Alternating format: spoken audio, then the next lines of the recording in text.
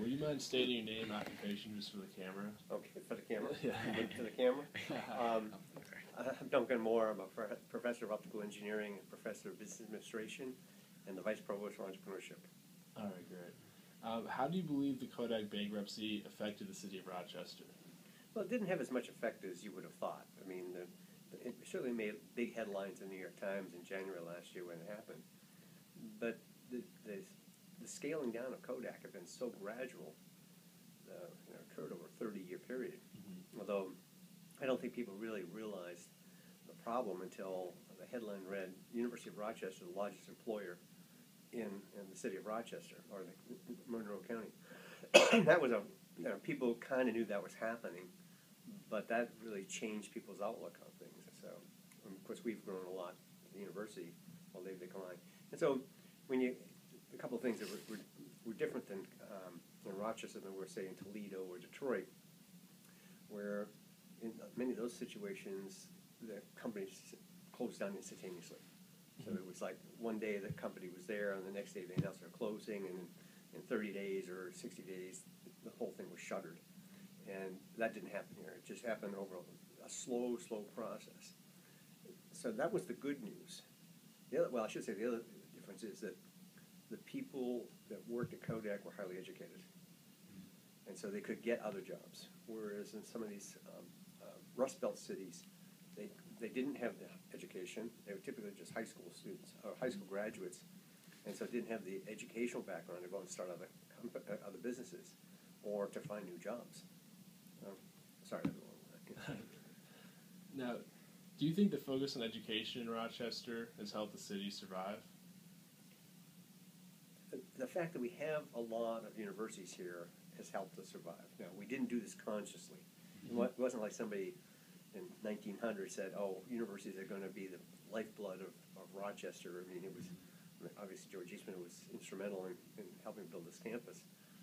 I think that in the United States, we've only come to recognize the role of higher education in economic development in the last 20 years. Mm-hmm. Before that, there was a complete separation between the academic community and economic development. Okay. Now, you mentioned, in Detroit that the workers were more high school, and Kodak they're a lot more educated. Is that a reason that you feel Rochester has been able to grow after the bankruptcy and cities like Detroit haven't, or do you think there are other reasons too? Well, I think it is the fact that we have an educated workforce that makes a big difference. I mean, you look at all the companies that have been started by ex-Kodakers because they wanted to stay in this community, or if they did move away, the workforce has grown here over the last 30 years.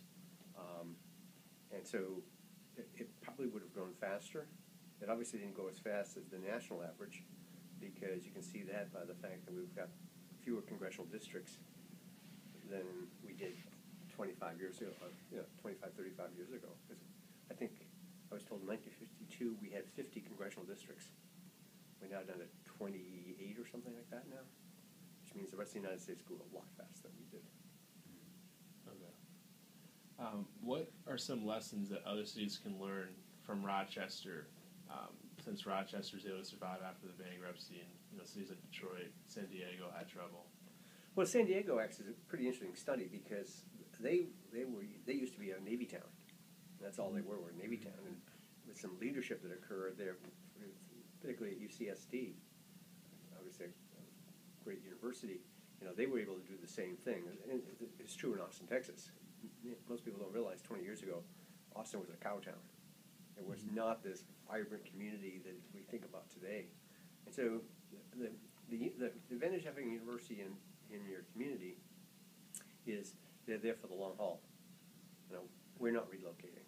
It's just not going to happen. And so that means we're more stable. We don't have to worry about an election and the election cycles of politicians, which is always a problem. And presidents typically stay about a decade, and in a decade you can actually make a difference. Okay, great.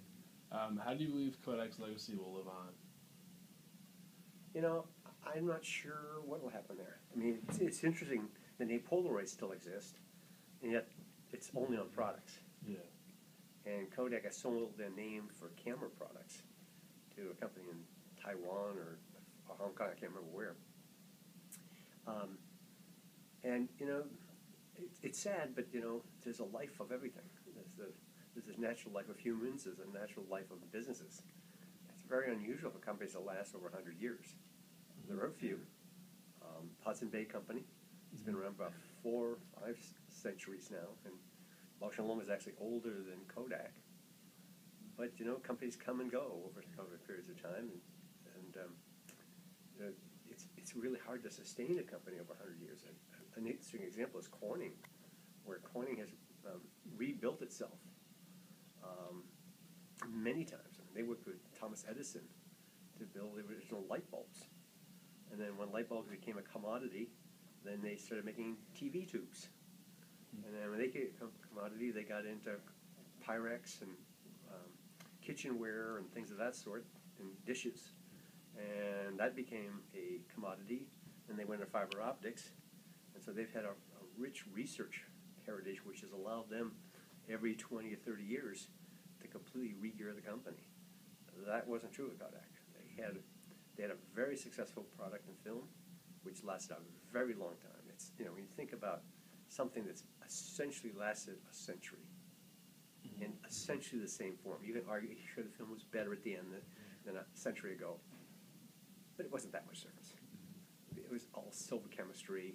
It became color, yes, but that's a very long run for a product. Yeah, it sounds like we were lucky that this magic at Kodak lived on for so long and got to kind of rub off here and all the the grant stuff we got here and over at RT. So the city of Rochester was kind of lucky for the amount of time that it lasted. It's absolutely right, but also because we were lucky, and when you're lucky, you don't really recognize things around you. I mean, you have to remember Kodak invented the digital camera in the 1970s.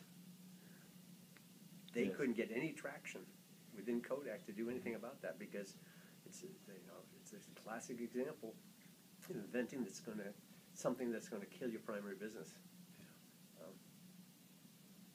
All right, great. Well, yeah, I really appreciate it. Okay.